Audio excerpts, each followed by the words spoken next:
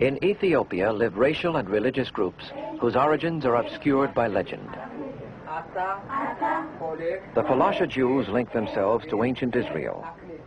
Yet the sounds of the Hebrew language are new to the Falasha.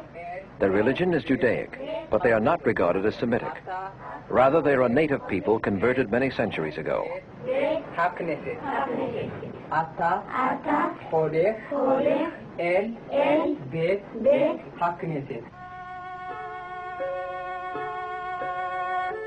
Young Falasha now study Amharic, the official language of Ethiopia, but their mode of living remains strongly Judaic. It grew out of the battles fought by the ancestors of these children against armies of the emperors and Muslims alike. Their prolonged struggles ensured the survival of the Falasha and their faith. In the village of Ambober near Gondar, it is the eve of Fasika, the traditional Passover. The annual cleansing of the synagogue is performed by priests and monks. Monastic life, common to Christian faith, was adopted long ago by the Falasha Jews.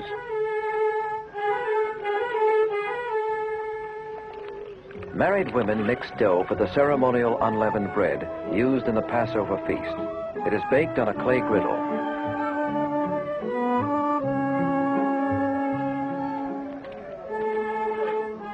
Many Falasha beliefs are outside the body of Jewish faith. The Falasha do not observe all dietary laws. They know little of sacred lore beyond the Old Testament. And the Sabbath is a woman who intercedes with God for both the righteous and sinners.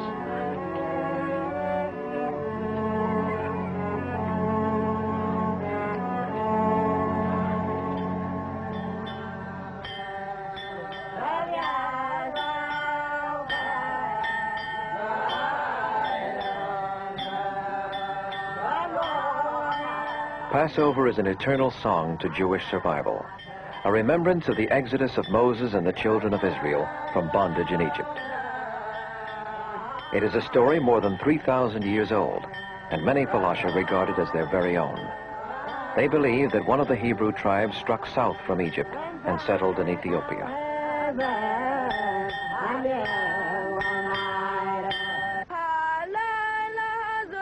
Chanting in Hebrew, the youngest schoolboy asks, "Why is this night different from all others?" Few Falasha understand the language of the Old Testament, but the story of Passover is known to them all.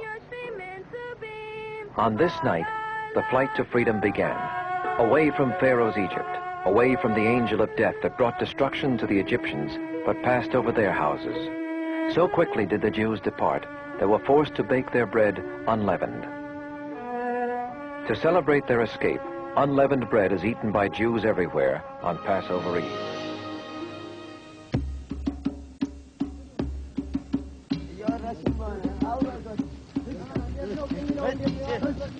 While churches rose to the sky in Europe, in 12th century Africa, they were being carved out of the ground.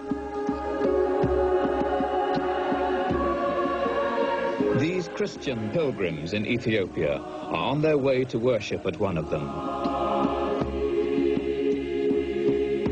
In these highlands, in the 12th century, Lalibela, a new king from a new dynasty, built a new holy capital.